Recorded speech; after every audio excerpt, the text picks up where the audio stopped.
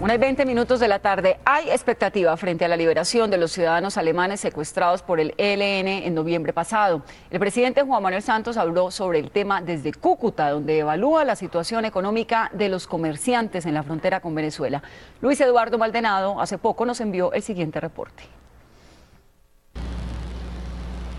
Pues acá en Cúcuta el presidente Juan Manuel Santos acaba de confirmar que la misión humanitaria encargada de recibir a los 2 ciudadanos alemanes secuestrados por el ELN ya se encuentra en la zona acordada con la guerrilla. Dice el mandatario que su liberación es cuestión de horas. Está en proceso la liberación de los ciudadanos alemanes aquí en el departamento del norte de Santander. Están el doctor Horacio Serpa, el doctor Bernal Cuellar, un funcionario de la embajada, y está también un representante de la Cruz Roja Internacional. Se están en este momento movilizando para recibir a estos 2 ciudadanos y en el transcurso del día deben estar ya en libertad. A esta hora, el presidente Juan Manuel Santos se reúne con los comerciantes y empresarios preocupados por la difícil situación económica, especialmente en la zona de frontera, en Cúcuta. Han dicho los empresarios que hay especulación con el precio de la gasolina. Una pimpina que ayer costaba 20.000 pesos, hoy se acerca a los 40.000. Más de 4.000 personas salieron a las calles con pancartas para exigirle al gobierno nacional que cumpla las promesas de campaña. Luis Eduardo Maldonado en Cúcuta, Noticias Caracol. Precisamente a esta hora avanza en la zona del Catatumbo, en norte de Santander, la operación humanitaria que traerá a la libertad a 2 ciudadanos alemanes secuestrados por el ELN hace 4 meses. Diego Velosa nos envió este reporte desde Ocaña. Buenas tardes, nos encontramos exactamente en el aeropuerto Aguas Claras de la ciudad de Ocaña, en norte de Santander, epicentro de lo que será en las próximas horas la liberación de los 2 hermanos alemanes que fueron secuestrados en el mes de noviembre. En ese helicóptero que ustedes observan al fondo, llegó hace 4 horas la comisión humanitaria encabezada por el doctor Horacio Serpa y el doctor Jaime Bernal, quienes serán los encargados de recibir a estas personas en la zona del Catatumbo. Estaremos pendientes para entregarles de primera mano de lo que acontezca en esta región del país con la liberación de estos 2 ciudadanos secuestrados por el ELN. Por el momento es la información que tenemos desde el aeropuerto Aguas Claras, en Ocaña, norte de Santander, con Diego Fernando Velosa.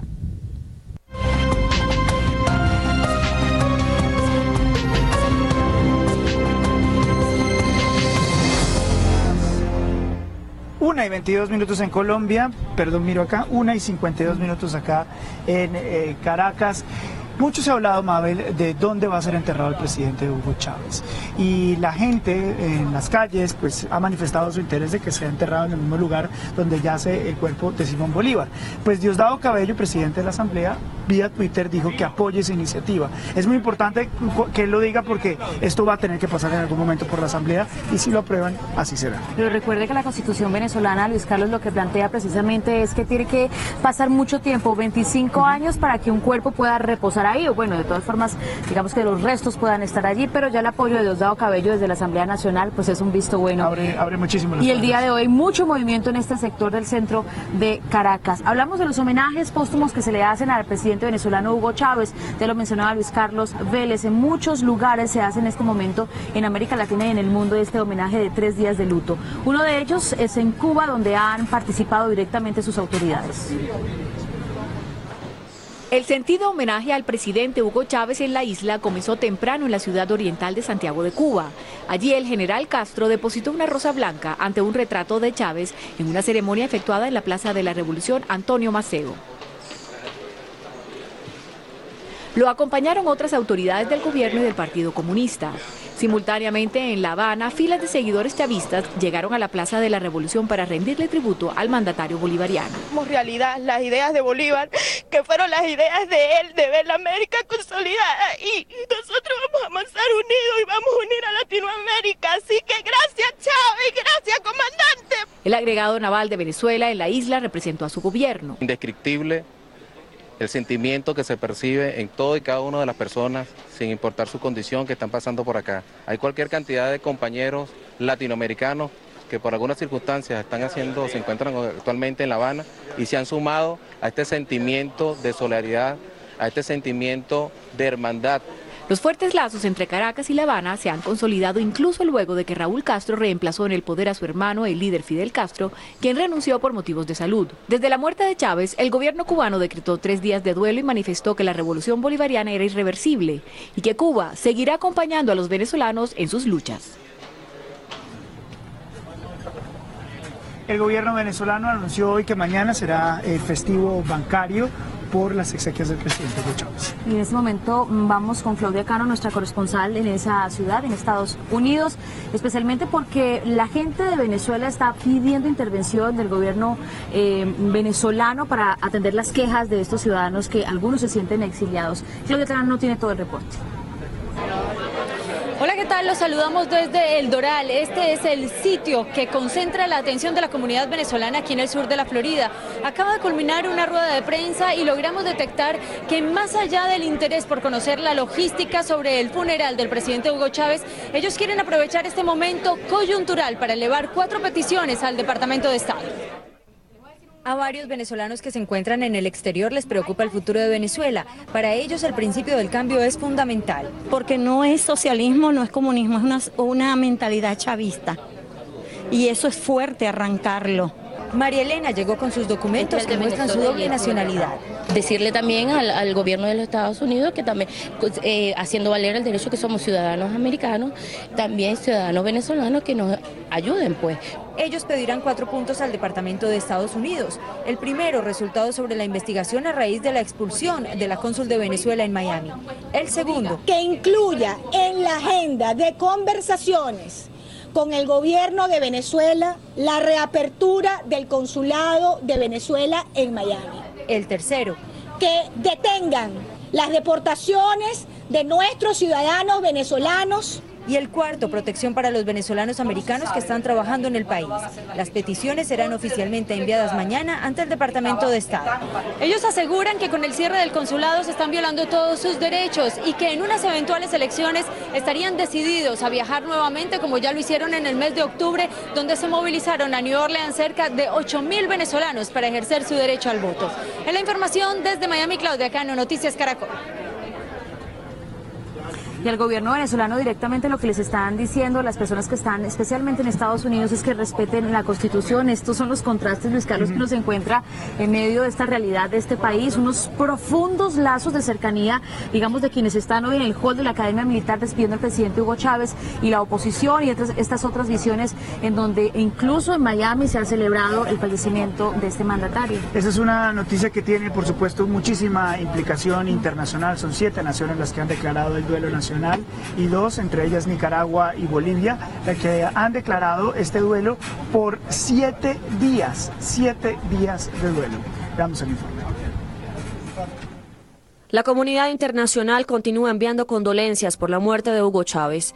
El vicepresidente cubano Miguel Díaz-Canel envió un mensaje a la familia del presidente venezolano, quien recibió su tratamiento médico en la isla desde que le fue detectado el cáncer en junio de 2011. Desde este sagrado lugar sean nuestras primeras palabras para la familia Chávez, que es la gran familia venezolana y latinoamericana. Sea nuestro abrazo conmovido para el bravo pueblo que llora la pérdida del más noble y generoso de sus hijos. En Rusia, el presidente Vladimir Putin lamentó la partida de Hugo Chávez, a quien calificó como una persona excepcional y fuerte y amigo de Rusia. También, frente a la Embajada de Venezuela en Moscú, hubo muestras de afecto al mandatario venezolano. Algunos simpatizantes llevaron flores a la sede diplomática.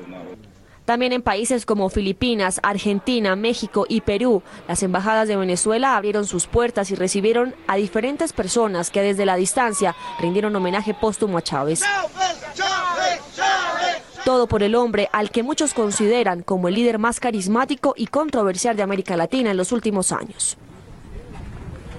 Algunas cifras para empezar a despedirnos, Luis Carlos. Recuerden estas cifras: 22 jefes de Estado, 54 delegaciones, 44 mensajes de condolencia, pues en este momento se han recibido en este país a través de algunos líderes mundiales que se manifiestan con el fallecimiento de Hugo Chávez. Según el gobierno venezolano, más de 2 millones de personas le han dicho adiós, un adiós final al presidente Hugo Chávez. Esta es una noticia en desarrollo. Les estamos llevando minuto a minuto lo que está sucediendo acá en Caracas, Venezuela, y por supuesto las repercusiones en todo el mundo, también en Colombia. No, Lara, Luis Carlos Vélez, volvemos con ustedes con más información en Bogotá. 1:40 de la tarde, continuamos con más noticias. En el 11º día de bloqueos en la vía panamericana, la situación empeora para los habitantes del Cauca. Noticias Caracol tuvo acceso a un sobrevuelo sobre los sitios taponados y así se ve la protesta desde el aire. Más de 50 barricadas compuestas por gigantescos árboles derribados sobre la vía panamericana son las que obstaculizan el tráfico vehicular entre Cali, Popayán y Pasto, como se puede observar en estas imágenes grabadas desde un helicóptero. La carretera pues está totalmente con barricadas, pero también se dieron cuenta de que igualmente la fuerza pública con la policía están prestos a atender esta situación. En Popayán la situación empeora con el paso de los días. La escasez de alimentos es evidente.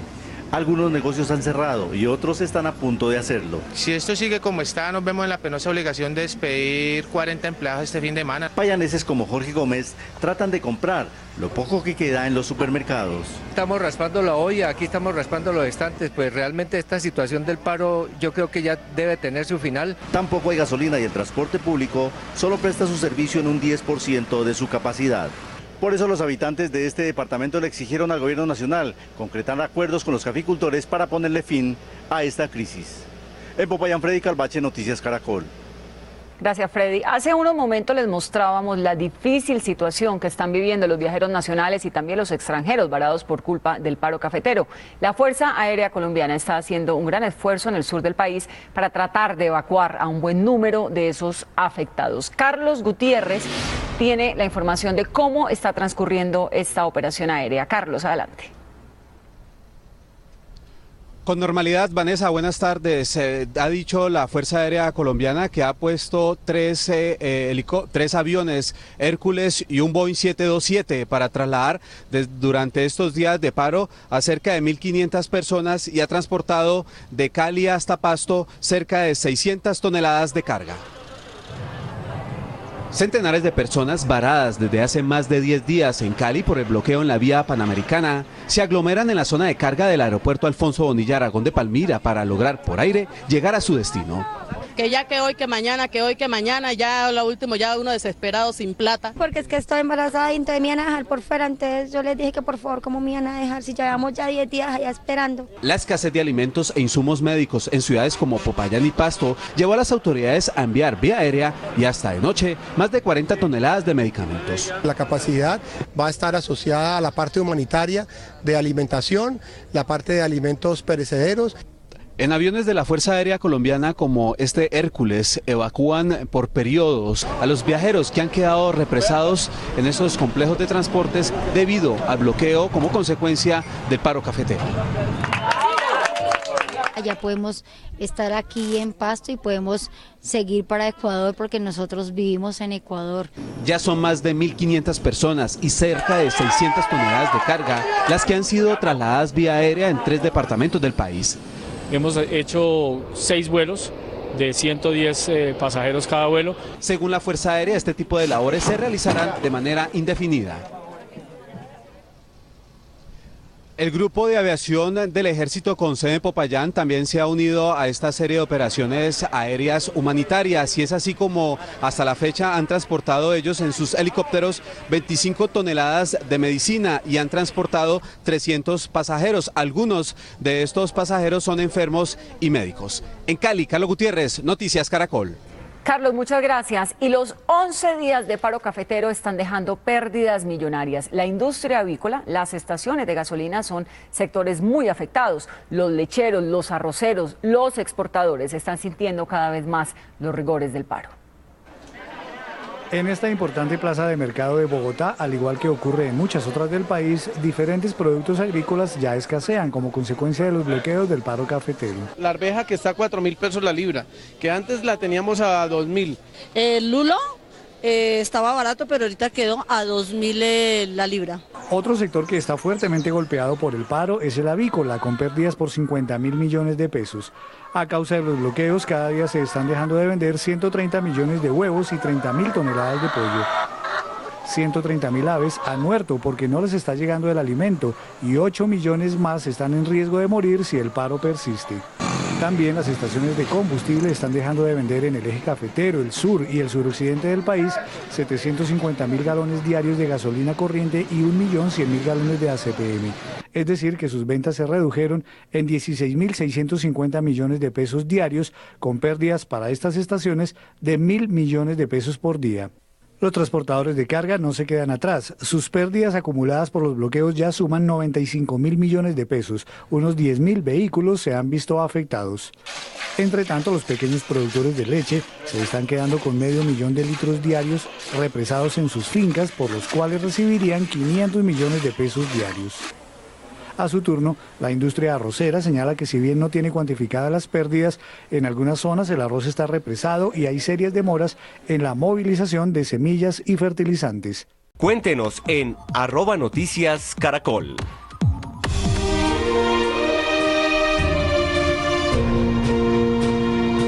Otra de las noticias internacionales del momento es la elección del próximo Papa de la Iglesia Católica.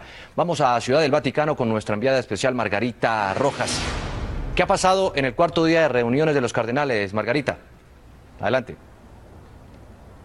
Pues Juan Diego, ya por primera vez estuvieron hoy reunidos los 115 cardenales electores y a pesar de eso todavía no se ha dado a conocer la fecha del cónclave. Todo indica que tienen muchas y muy densas cosas por discutir y que hay varios cardenales que han pedido todavía la palabra para intervenir y no han podido hacerlo. Así que como ven, ya es jueves, ha transcurrido casi la semana entera, pero se espera que quizá mañana ya haya un anuncio definitivo sobre cuándo empieza la elección en la Capilla Sistina. De todas formas, todo lo que ha trascendido indica que hay discusiones muy difíciles, que las candidaturas ahora se están empezando a consolidar y que por lo tanto son momentos cruciales los que se viven ahora en las congregaciones generales, y los analistas vaticanos que mejor conocen y tienen más fuentes en el interior de la curia están haciendo ya las apuestas hacia cómo podría ser la elección de este cónclave. Esto es lo que nos dijo uno de los más reconocidos, Marco Politi.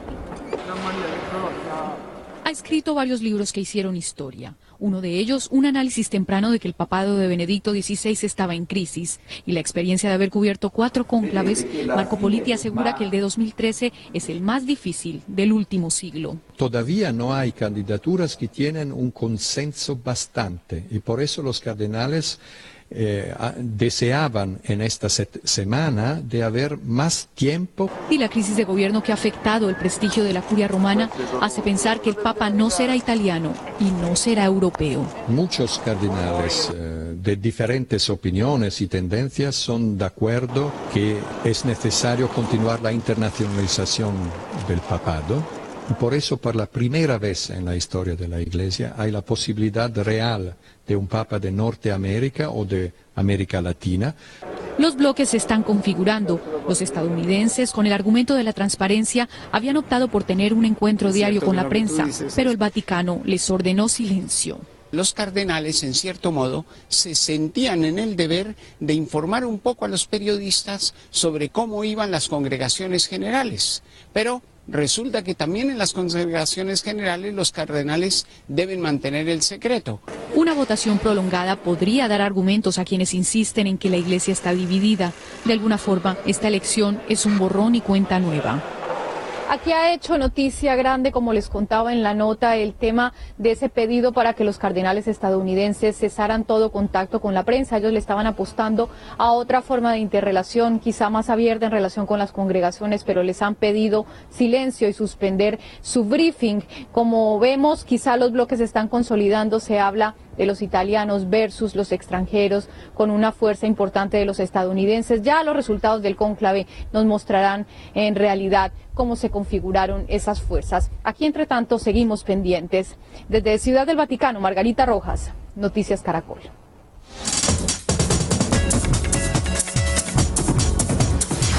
Hoy, sin duda, lo más trinado es el llamado de atención de un escritor brasileño a los que han celebrado la muerte de Hugo Chávez.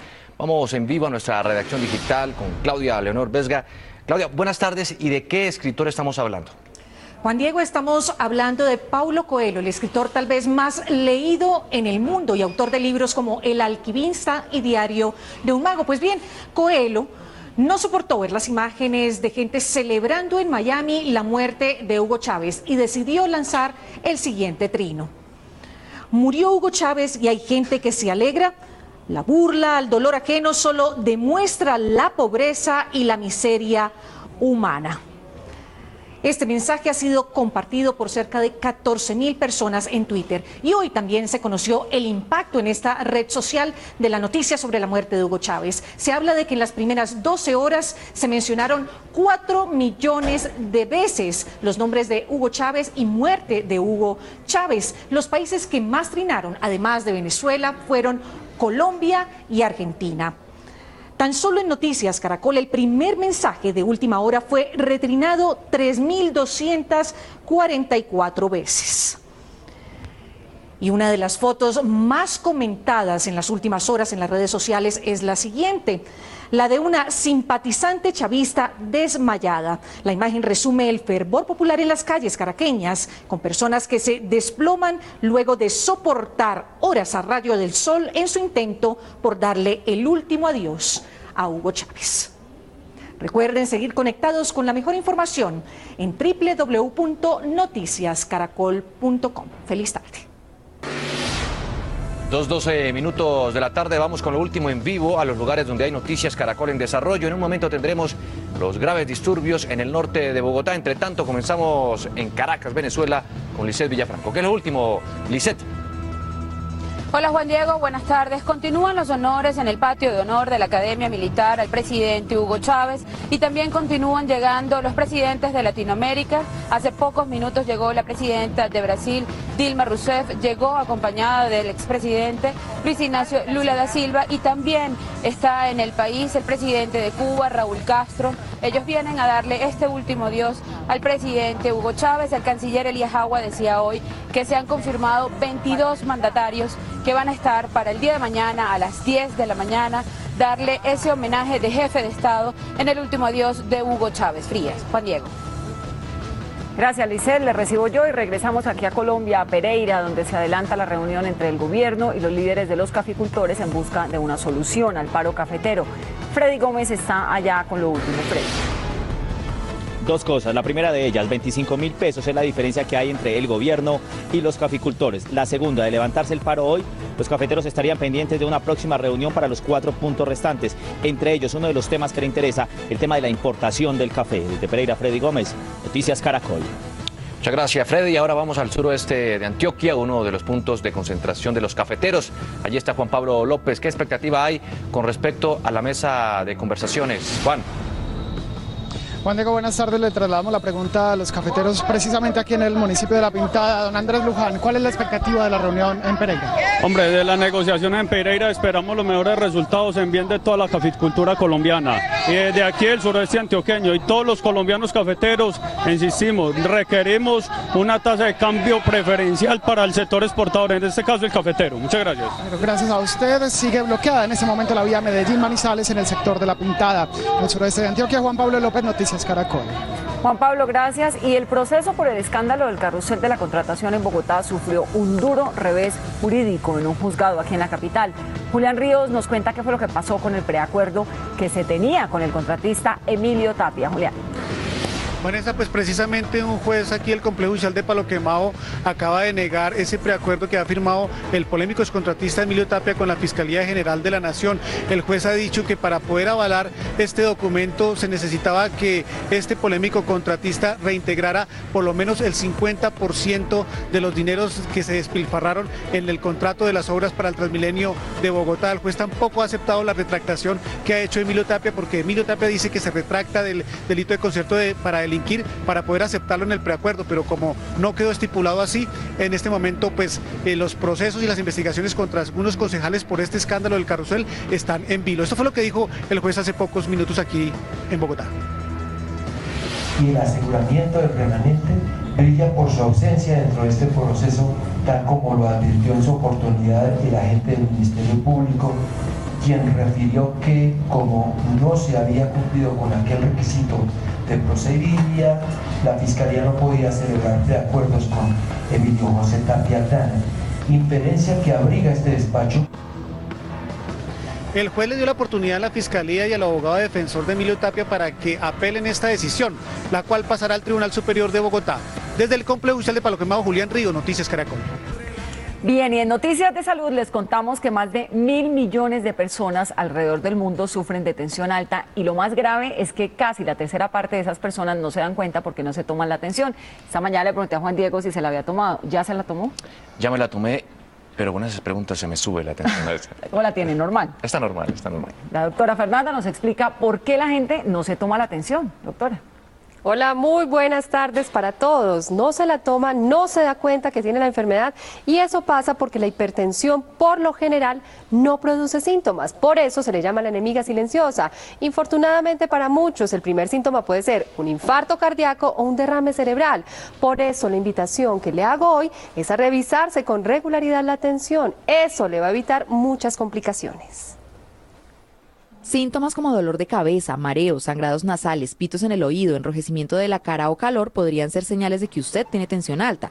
Sin embargo, no es lo más frecuente. Además, estas manifestaciones pueden ser causadas por otras enfermedades. Eso es uno de los problemas de la hipertensión, que no produce un síntoma específico que identifique la patología. En general es una enfermedad asintomática. Pues una gran población en el mundo es hipertensa y el paciente no sabe. Y esto es gravísimo. Afecta cerebro, retina, en el ojo, corazón, el riñón y arterias de miembros inferiores. La edad, tener familiares con la enfermedad, obesidad y consumo de tabaco son algunos de los factores de riesgo para sufrir tensión alta. Muchos de estos factores usted los puede controlar. Dietas adecuadas, evitar el exceso de sal, una dieta rica en fibra, frutas. Se sabe que más de 2 tragos de alcohol podrían incrementar la presión arterial. Pacientes que hagan ejercicio son pacientes que les puede bajar la presión arterial cuando se hace un ejercicio rutinario, periódico. ¿Qué medidas tomas para prevenir la tensión alta? No comer mucha sal y hacer mucho deporte. Cuidarme la alimentación, básicamente. Además de estas medidas, es clave chequear con frecuencia sus niveles de tensión cada 3 a 6 meses.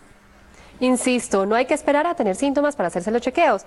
Además, una toma de la presión es un procedimiento sencillo y al alcance de todos. Muy bien, y para terminar les cuento de una iniciativa muy exitosa en el Reino Unido para estimular la lactancia materna. Leche a domicilio, así como lo oyen.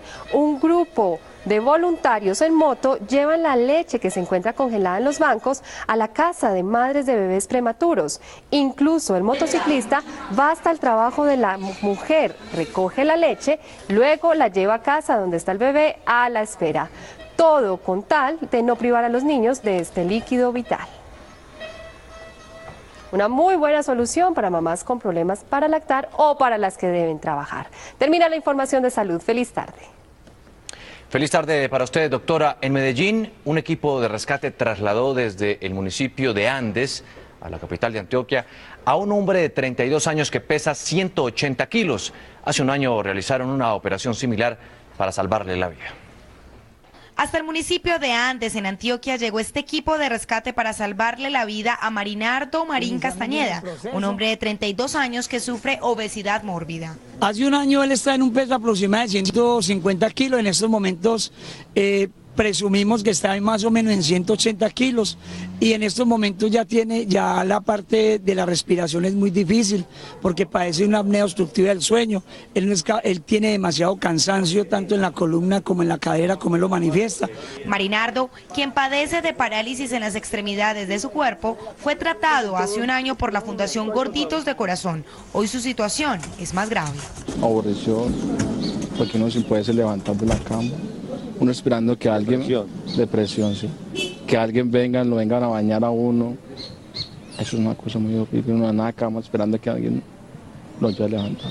Pues Dios mío es poder salir adelante y al menos poder tener la dicha de poder algún día poder estudiar. Se necesitaron 10 bomberos para el rescate de este paciente que se realizó en el corregimiento de Tapartó. Seguimos ya empezando el examen, el proceso de prequirúrgico, un examen de concientización, hay que hacerlo bajar de peso antes de la cirugía. Según cifras de la Fundación, la obesidad afecta al 42% de los hombres, al 55.2% de las mujeres y al 26% de los niños en el país. Mucha atención, que a esta hora se presentan disturbios en la Universidad Pedagógica de Bogotá. Marcela Ulloa está allá. ¿Qué es lo que está pasando? ¿Por qué los disturbios, Marcela? Vanessa, muy buenas tardes. Esta manifestación es en apoyo a los campesinos que están en este momento en el paro cafetero que completa hoy ya 11 días y que deja además miles de pérdidas y la pérdida humana. Centenares de personas que salían de la universidad y quienes intentan llegar a sus trabajos luego de la hora de almuerzo están en los alrededores huyendo de las papas bomba y los gases. Hemos registrado imágenes de personas que han salido corriendo tras quedar atrapadas entre el cruce de piedras y el cruce de gases lacrimógenos que está lanzando en este momento la policía. Hace unos segundos se vivió un momento de mucha tensión porque más de 50 personas quedaron atrapadas entre los estudiantes de la Universidad Pedagógica y la policía. El grupo antidisturbios de la policía intenta controlar a esta hora la situación y fue incluso necesario el desplazamiento de más de 3 tanquetas y 100 policías. Ustedes ven en este momento el desplazamiento de las tanquetas hacia la parte de la 12, exactamente con 74. Desde el norte de Bogotá, Marcela Ulloa, en Noticias Caracol. Muchas gracias, Marcela. Hay que optar por la carrera 30 o la circunvalar para movilizarse. Y llegó el momento de revisar los reportes de nuestros ojos ciudadanos que nos hacen llegar desde diferentes lugares del país. Una serie de fotografías, por ejemplo, como esta, que se pregunta a nuestro ojo ciudadano, como si se tratara de un bus de servicio público. Esta camioneta transporta a más de media docena de personas en su parte trasera, en su platón, y por una de las vías más transitadas de Neiva, en el departamento del Huila. Es necesario que las autoridades tomen cartas en el asunto para evitar accidentes que terminen en tragedia. Le agradecemos a nuestro ojo ciudadano Robinson Ramírez por el aporte. En la ciudad de Armenia, las ciclorrutas no son respetadas por todos los conductores. Algunos estacionan en estas zonas exclusivas para ciclistas, pese a que están claramente señalizadas. ¿Dónde están las autoridades?, se pregunta William Telo, quien envió el reporte vía Twitter. Alumnos de preescolar del Colegio Salud Cop Norte, ubicado en el barrio Torca de Bogotá, son llevados en la bodega de un taxi que hace las veces de transporte escolar. Según nuestro ojo ciudadano Sergio Gómez, en el vehículo no solo viajan menores de edad, sino otro adulto que al parecer hace las veces de acompañante de esta improvisada ruta escolar. Y no solo improvisada, sino riesgosa ruta escolar en Bogotá. Y recuerde que usted también puede enviarnos sus videos y fotografías a nuestra cuenta en Twitter, @noticiascaracol, usando la etiqueta #Ojo Ciudadano o al correo electrónico noticiascaracoltv.com.co. Vanessa. Gracias, Juan. Uno de los temas del momento y una de las grandes inquietudes es qué va a pasar con el cobro de la valorización en Bogotá. Pues conocimos distintos proyectos que estudiará el Consejo. En total son 5 ponencias, 4 de ellas positivas y una negativa. Según la concejal Nelly Patricia Mosquera, la mayoría de las ponencias sacan de la valorización la construcción de los deprimidos de la Caracas y la pavimentación de vías locales. La modificación busca, como también lo quiere la administración, una reducción en el cobro de este aporte. Se van a ver beneficiados en que el cobro va a bajar.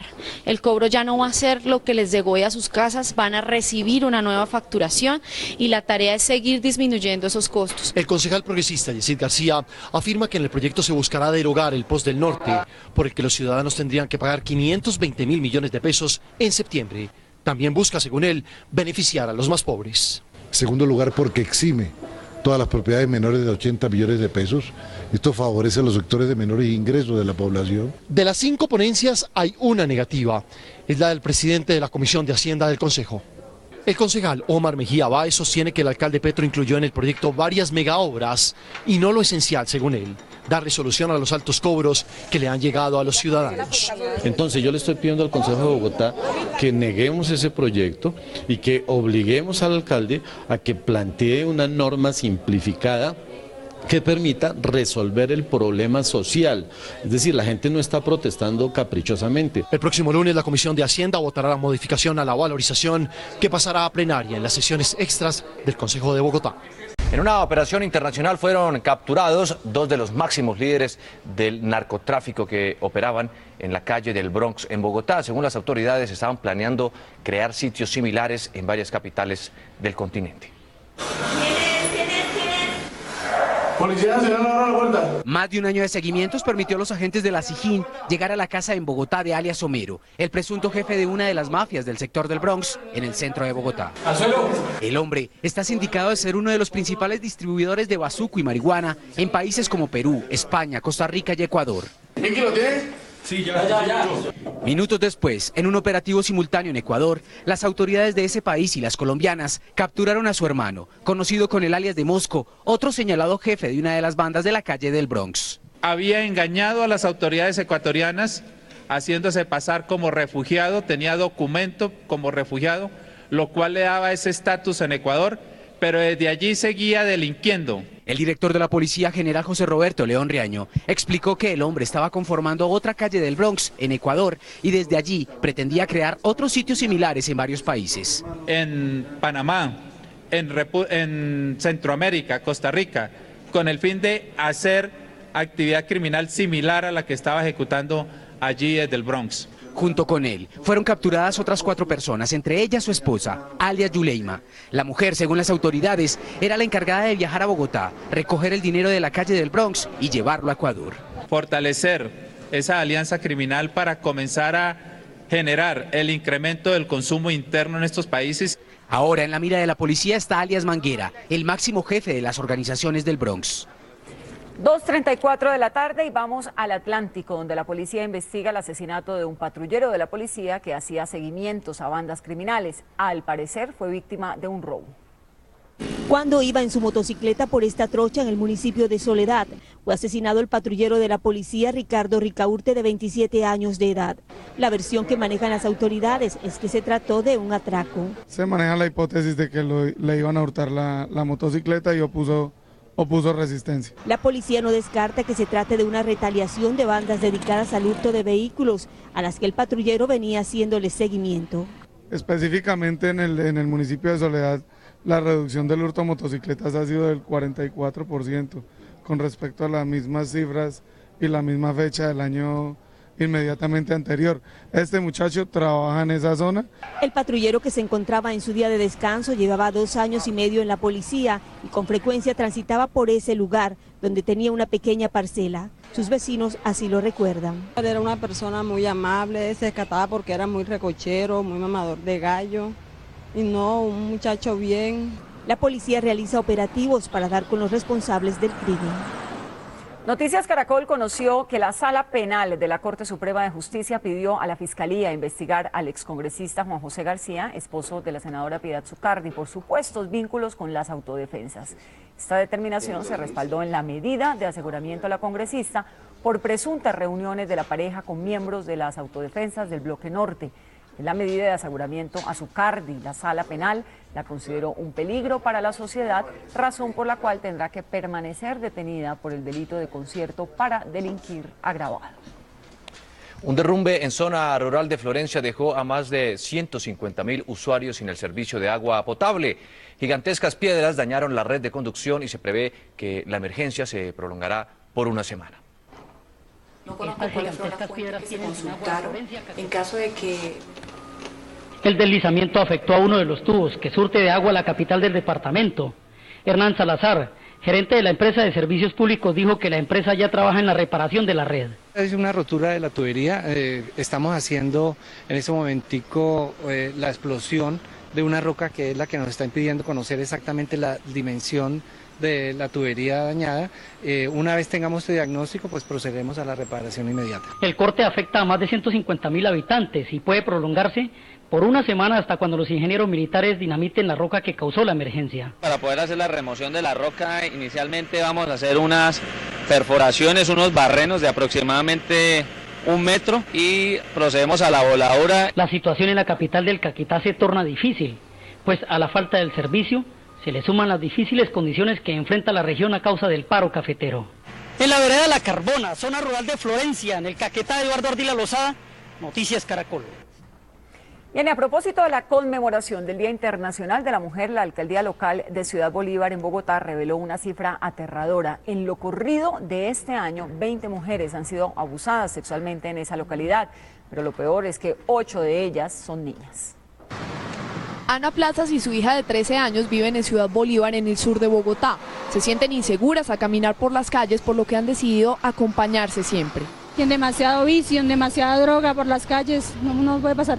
Ella va a comer en un comedor y ya me dice, mami, ya me da miedo pasar porque hay dos tipos ahí siempre echándole borbosidades a las niñas y todo. Esta madre de 2 niñas de 5 y 10 años también siente temor. Asegura que lo único que se encuentra en las calles es droga y sufre cuando sus niñas van solas al colegio. Uno se siente mal porque de todas maneras usted sabe que uno siempre no puede acompañarlas. Entonces, pues imagínese, sí estamos inseguros acá, inseguridad para todo. Precisamente Juan Carlos Amaya, alcalde de la localidad de Ciudad Bolívar, denunció que en los 2 primeros meses de 2013, 20 mujeres han sido víctimas de abuso sexual en el sector. Familiares o personas muy cercanas a los niños son quienes de alguna forma han logrado vulnerar sus derechos en temas de maltrato y otro tipo de situaciones. Es en algunos sectores de la localidad donde por diferentes temas de iluminación, de inseguridad, de oscuridad, de una serie, digamos, de condiciones del territorio, son predilectos para que la delincuencia también adelante este tipo de hechos delictivos. Lo peor es que 8 de esas 20 violaciones reportadas fueron contra niñas y como la mayoría de los casos no se denuncian, la alcaldía iniciará jornadas de prevención y atención inmediata en centros educativos y en los barrios donde se han presentado los abusos. Hace 20 años, un hombre tuvo la idea de construir un lugar en donde la literatura, la música, la poesía y el arte compartieran espacio. Ricardo Bautista es el soñador y forjador del pueblito boyacense.